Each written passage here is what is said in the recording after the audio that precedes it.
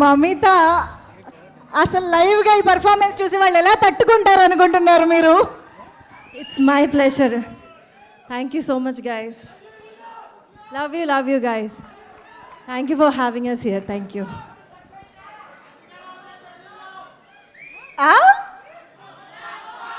Once మోరా రే, ఆశకి హద్దు ఉండాలి. ఇంత లైవ్ పర్ఫార్మెన్స్ చేశాక వన్స్ మోర్ అంట.